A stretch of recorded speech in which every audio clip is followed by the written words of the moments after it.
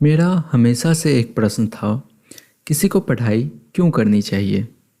इस पर अलग अलग लोगों का अलग अलग मानना था। कुछ लोगों ने कहा कि अगर पढ़ेंगे नहीं तो पेट कैसे भरेगा, सरकारी नौकरी कैसे लगेगी।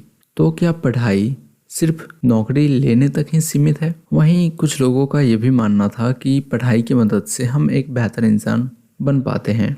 तो वो बेहतर इंसान हम खुद के लिए बनते हैं या फिर दूसरों के लिए बन पाते हैं?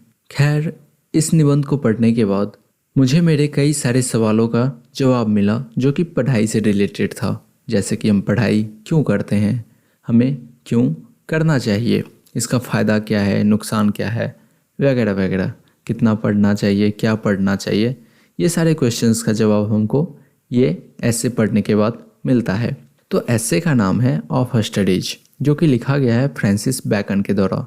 इन्होंने बहुत सारे एसेज लिखे हैं और वे सभी एसेज एक से बढ़ के एक हैं। आपको एक भी इनका ऐसे पढ़ के ऐसा बिल्कुल महसूस नहीं होगा कि आपका टाइम वेस्ट हुआ है। वैसे आप मेरा व्हाट्सएप नंबर सेव कर सकते हो, ताकि अगर आपको लिटरेचर रिलेटेड किसी भी हेल्प की ज़रूरत होती है तो आप मुझे वहाँ पे मैसेज कर सकते हो। तो फ्रांसिस बैकन स्टार्ट करते हैं ये ऐसे स्टडीज़ के पर्पस के साथ कि हमें स्टडीज़ क्यों करना चाहिए या फिर जनरली ऐसा क्यों किया जाता है।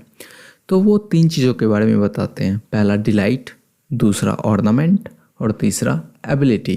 तो किसी भी चीज़ को पढ़ने का उद्देश्य हमारा या तो आनंद प्राप्त करना होता है, जैसे कि हम कहीं जा रहे हैं और हमारा समय नहीं कट रहा है, तो फिर हम क्या करते हैं कि कोई उपन्यास निकाल लेंगे और उसको पढ़ने लगते हैं। एक तो मेरा समय गुजर जाएगा और दूसरा मुझे आनंद आएगा वो पढ़ के। तो पहला उद्देश्य होता है आनंद प्राप्त करना। दूसरा ऑर्नामेंट अर्थात आभूषण। कई बार हम बहुत सारी चीज़ों को सिर्फ इसलिए पढ़ते हैं ताकि जब कहीं पे कॉन्वर्सेशन हो तो हम उस बारे में बात कर पाएँ। यह होता है आभूषण, लोग आपके आभूषण को देख पाए। फिर आता है तीसरा, हम इसलिए पढ़ते हैं ताकि हम एबिलिटी डेवलप कर पाएँ। जैसे अगर हमें ये पता होगा कि हमारा माइंड कैसे वर्क करता है, जब हम साइकोलॉजी को पढ़ेंगे तब हम ज़्यादा अच्छे से अपने रिएक्शंस को कंट्रोल कर पाएंगे। तो यहाँ पे जो कुछ भी हम पढ़ रहे होते हैं वो हमारे क्षमता को डेवलप करता है और हमारे डे टू डे लाइफ में हमें वो मदद करता है। साथ ही हमारा सही और गलत को परखने का भी एबिलिटी डेवलप होता है, अर्थात हम एक बेहतर जजमेंट कर पाते हैं। फिर बैकन साहब कहते हैं कि कुछ लोग होते हैं जो अपना बहुत सारा समय सिर्फ आनंद के लिए देते हैं। ऐसे लोग और कुछ नहीं बल्कि आलसी होते हैं। फिर वैसे लोग जो अपना अच्छा खासा समय सिर्फ ऑर्नामेंट गेन करने में देते हैं, आभूषण गेन करने में देते हैं। तो ये क्या है, वो सिर्फ प्रदर्शनी करना चाहते हैं, वो दिखावा करना चाहते हैं कि मेरे पास इतना ज्ञान है। फिर आते हैं तीसरे कैटेगरीज के लोग जो सिर्फ किताबी ज्ञानों के आधार पे जजमेंट लेते हैं, क्या सही है क्या गलत है, अपने एक्सपीरियंस का कोई यूज नहीं करते। तो ये और कुछ नहीं बल्कि उनका मूर्खता है। जैसे आप ट्रेन से कहीं जा रहे हो और आप उस दौरान पूरा समय आनंद के लिए किसी चीज़ को पढ़ते हो। अब जैसा कि इस एस्से में कहा गया है कि आनंद के लिए अत्यधिक समय देना आपका आलस्य है। फिर इस चीज़ के आधार पे बिना कंटेक्स्ट का यूज किए हुए आप ये जज करते हो कि आपको भी बुक नहीं पढ़ना चाहिए ट्रेन के यात्रा के दौरान। तो ये क्या है, ये सिर्फ एक मूर्खतापूर्ण बात है। फिर बैकन साहब कहते हैं कि आपके जो नेचुरल एबिलिटीज़ हैं वो स्टडीज़ से ही बेहतर होंगे। अब यहाँ पे समझने की ज़रूरत यह है कि स्टडीज़ सिर्फ बुक्स तक ही लिमिटेड नहीं होते हैं। जब कोई व्यक्ति आपको कुछ सिखा रहा होता है वो भी स्टडीज़ का एक पार्ट होता है। जैसे कि हम मान लेते हैं कि आपका गला काफ़ी अच्छा है और आपको गाना गाने का शौक़ है, तो ये हुआ आपका नेचुरल टैलेंट। तो आप इस चीज़ को और बेहतर कर सकते हो किस चीज़ की मदद से, वो है स्टडीज़ की मदद से। और ये चीज़ आपके प्रैक्टिस के साथ और भी बेहतर होती चली जाएंगी। जब आप अपने एक्सपीरियंस का यूज करोगे इस स्टडीज़ में तब वो चीज़ और ज़्यादा बेहतर हो जाएंगी। इसलिए राइटर कहते हैं कि आपका जो भी टैलेंट है वो एक छोटे पौधे की तरह है, उसे देखभाल की ज़रूरत है, जो सिर्फ स्टडीज़ से ही मिल सकता है। लेकिन हाँ, स्टडीज़ को कभी भी एक्सपीरियंस से अलग नहीं किया जाना चाहिए, अन्यथा ये यूजलेस हो जाएगा। फिर आगे कहते हैं वैसे लोग जिनका पढ़ाई से नुकसान होगा वो हमेशा स्टडीज को दुत्कारेंगे। जैसे कि पाखंडी लोग जो धर्म के नाम पर लोगों को ठगते हैं, ये लोग हमेशा पढ़ाई को गलत बोलेंगे। क्यों? क्योंकि उनका इसकी वजह से नुकसान होगा। जबकि जो सिंपल लोग हैं जिन्हें पढ़ाई के बारे में उतनी समझ नहीं है, जो कि अनपढ़ लोग हैं, वो बस तारीफ करके निकल जाएंगे। वो बस इस चीज़ को स्वीकार करेंगे कि हाँ इसका फ़ायदा है, लेकिन इसके बारे में ज़्यादा कुछ वो सोच नहीं पाते। जबकि जो बुद्धिमान लोग हैं वो अपनी पढ़ी हुई चीज़ों का, अपने अर्जित ज्ञान का उपयोग करते हैं इस समाज को और खुद को बेहतर बनाने में। फिर आगे राइटर कहते हैं कि ये चीज़ आपको खुद सीखनी होगी कि किसी भी ज्ञान का उपयोग आप अपने जीवन में कैसे कर सकते हो, और ये चीज़ सिर्फ ऑब्जर्वेशन के साथ ही आता है। यानी समय के साथ साथ ये चीज़ आप में आ जाएगा, अगर आप लगातार उस चीज़ के बारे में सोच रहे हो या फिर सीखना चाह रहे हो। फिर राइटर कहते हैं आपको पढ़ाई आखिर क्यों करना चाहिए। तो वो कहते हैं इसलिए मत पढ़ो कि तुम किसी के बात को काट सको। अगर किसी से डिबेट कर रहे हो तो उसकी बात को तुम कॉन्ट्राडिक्ट कर सको, उसकी बात को काट सको, इसलिए मत पढ़ो। और ना ही जो भी तुम पढ़ रहे हो उसको तुम हमेशा याद रखो या फिर उसको 100% सही मान के चलो, इसलिए भी मत पढ़ो। ना ही इसलिए पढ़ो कि क्योंकि तुम्हें किसी से बात करनी है उस टॉपिक पे, या फिर एक अच्छा कॉन्वर्सेशन हो, लोग तुम्हें अच्छा स्पीकर माने, इसलिए भी मत पढ़ो। बल्कि इसलिए पढ़ो कि ताकि तुम ये जान पाओ कि क्या सही है और क्या गलत है, तुम चीज़ों को तौल सको, इसलिए पढ़ो और चीज़ों को तुम पहचान सको। अब बात करते हैं बुक्स की। तो कुछ बुक्स वैसे होते हैं जिनको पूरा नहीं पढ़ा जाता, बस कुछ पार्ट्स पढ़े जाते हैं। फिर वैसे बुक्स होते हैं जिनको पूरा तो पढ़ा जाता है लेकिन ध्यान से नहीं पढ़ा जाता, और इसमें उतना कुछ होता भी नहीं है सोचने लायक। फिर आते हैं वो बुक्स जिनको हम पूरा तो पढ़ते ही हैं, साथ में इनको पूरा अटेंशन के साथ, सीरियसनेस के साथ पढ़ा जाता है, क्योंकि इनमें बहुत कुछ होता है सोचने के लिए, बहुत कुछ होता है समझने के लिए। ये होते हैं हैवी बुक्स जिन पे एक अच्छा खासा समय दिया जाना चाहिए। जैसे हम फूड को चबा चबा के खाते हैं ताकि वो अच्छे से पच जाए, इसी तरह इन बुक्स को पढ़ना चाहिए। इसके जो वर्ड्स हों उनको अच्छे से चबाना चाहिए, इट मीन्स अच्छे से उसे समझना चाहिए। फिर आगे डिस्कस किया गया है कि आखिर पढ़े कैसे। तो अक्सर हम लोग क्या करते हैं कि समरीज पढ़ लेते हैं, लेकिन यहाँ पे राइटर कहते हैं कि सभी बुक्स का समरीज पढ़ना सही नहीं है। कुछ बुक्स होते हैं जो उतने इम्पोर्टेंट नहीं होते हैं, जिसमें आर्ग्यूमेंट्स उतने इम्पोर्टेंट नहीं होते हैं, तो उसका हम लोग समरी पढ़ सकते हैं।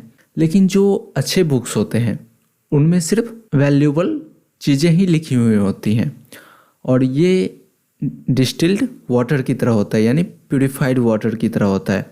ये बुक्स प्यूरिफाइड होते हैं, इसमें कुछ भी फालतू का नहीं लिखा जाता है, इसलिए इन बुक्स को पूरा पढ़ना चाहिए। फिर नैरेटर कहते हैं कि रीडिंग किसी भी इंसान को कंप्लीट बनाता है। जब कोई एक बच्चा जन्म लेता है तो उसके माइंड में कुछ नहीं होता है, और वो जैसे जैसे चीज़ों को सीखता है वो धीरे धीरे कंप्लीट होते जाता है। फिर कॉन्फ्रेंस अ रेडी मैन। जब हम कॉन्फ्रेंस में जाते हैं तो वो अपनी बातों को सामने रखते हैं, फिर सामने से बहुत सारे क्वेश्चंस आते हैं और उन क्वेश्चंस को हमें आंसर करना पड़ता है। तो ये क्या है, वो हमें रेडी करता है उन सारे नए क्वेश्चंस के बारे में, और उन चीज़ों के बारे में हम भी क्लियर होते जाते हैं। फिर राइटिंग। जब हम किसी चीज़ को सीख लेते हैं और फिर उसको हम लिखते हैं तो उससे हमें पता चलता है कि हाँ चलो ये सभी चीज़ें मेरे माइंड में क्लियरली हैं। इससे क्या होता है, हमें क्लियर आइडिया मिलता है कि हमने अभी तक क्या सीखा है। फिर राइटर कहते हैं कि वो इंसान जो कम लिख पाता है उसे अपनी मेमोरी पे काम करना चाहिए, या फिर जो सामने वाले को काउंटर नहीं कर पाता, जो सामने वाले को आंसर नहीं कर पाता, उसे अपने वेट पे काम करना चाहिए। उसका वेट कमज़ोर है, वो चीज़ों को बहुत जल्दी ग्रैस्प नहीं कर पाता है और बहुत ही क्विक आंसर नहीं कर पाता है, उसे अपने माइंड पे काम करना चाहिए। और फिर वो इंसान जो बहुत कम पढ़ता है उसे अपने अंदर उन सारी चीज़ों को सीखने का जिज्ञासा लाना चाहिए जिसके बारे में वो नहीं जानता है। फिर नैरेटर हमें बताते हैं कि अलग अलग सब्जेक्ट्स का क्या क्या यूज हो सकता है, क्या क्या फ़ायदे हो सकते हैं। जैसे कि वो बताते हैं कि हिस्ट्री जब हम पढ़ते हैं तो हमारा माइंड वाइज होता है, हमारा बुद्धि बढ़ता है। अभी तक हमें ये लगता है कि हिस्ट्री सिर्फ डेट्स तक सीमित है, लेकिन असल हिस्ट्री उसमें है कि अगर कोई युद्ध हो रहा है तो उस युद्ध में कौन कौन सी रणनीति का यूज कर रहा है और उसका क्या असर पड़ रहा है। तो जब हम ब्रॉडर कंटेक्स्ट में हिस्ट्री को समझेंगे तो ये हमारे माइंड को वाइज बनाएगा। फिर जब हम पोइट्री को पढ़ते हैं, जब हम पोइट्स को पढ़ते हैं तो हमारा विट सेंस बढ़ता है। हम विट का यूज कैसे किया जाता है ये सीखते हैं। फिर जब हम मैथमेटिक्स पढ़ते हैं तो हमारा माइंड सटल होता है, यानी हम बहुत ही क्विक होने लगते हैं। ऐसा कहा जाता है कि जो व्यक्ति मैथमेटिक्स में अच्छा होगा वो किसी भी दूसरे सब्जेक्ट को बहुत ही आसानी से पढ़ सकता है और बहुत ही आसानी से समझ सकता है। ठीक वैसा ही यहाँ पे कहा गया है कि मैथमेटिक्स आपके माइंड को क्विक बनाएगा और आप किसी भी बात को बहुत ही आसानी से ग्रैस्प कर पाओगे। फिर है नेचुरल फिलॉसफी। जब हम फिलॉसफी पढ़ते हैं तो हम छोटी से छोटी बातों में बहुत ही डीपर घुस सकते हैं, और जब हम मोरालिटीज़ पढ़ते हैं तब हम थोड़ा सा सीरियस होते जाते हैं। हमें कैसे व्यवहार करना चाहिए, हमें कैसे पेश आना चाहिए लोगों के साथ, ये सब हम वहाँ पे पढ़ते हैं। फिर जब हम लॉजिक और रिटोरिक पढ़ते हैं तो हम वहाँ पे ये सीखते हैं कि किसी भी सिचुएशन से कैसे बाहर आया जाए, और लॉजिक और रिटोरिक पढ़ के हमें लीडरशिप वाले क्वालिटीज आ जाते हैं। यहाँ पे एक लाइन का यूज किया गया है, इसका मतलब होता है कि मुझे नहीं पता इसका सही प्रोनाउंसिएशन क्या होगा, so I am not pronouncing it. इसका मतलब होता है कि जो कुछ भी आप पढ़ रहे होते हो, जो कुछ भी आप सीख रहे होते हो, वो धीरे धीरे आपके कैरेक्टर में आने लगता है और वो धीरे धीरे आपका हैबिट बन जाता है। फिर नैरेटर आगे कहते हैं कि माइंड में भी ऐसी कोई डिफेक्ट नहीं है जिसे ख़त्म नहीं किया जा सकता, बल्कि अगर उसका सही से एक्सरसाइज किया जाए तो सभी चीज़ों को लगभग ठीक की जा सकती है। ठीक वैसे ही जैसे हमारे शरीर में जब कोई बीमारी होती है तो हम कुछ खास एक्सरसाइजेस की मदद से उसे ठीक कर लेते हैं। फिर वो कुछ एग्जांपल्स देते हैं, जैसे कि बाउलिंग हमारे स्टोन और किडनी के लिए सही होता है, शूटिंग हमारे लंग्स और ब्रेस्ट के लिए सही होता है, जब हम जेंटल वॉक करते हैं तो हमारा स्टमक सही रहता है, और जब हम राइड कर रहे होते हैं तो हमारा उससे हेड सही रहता है।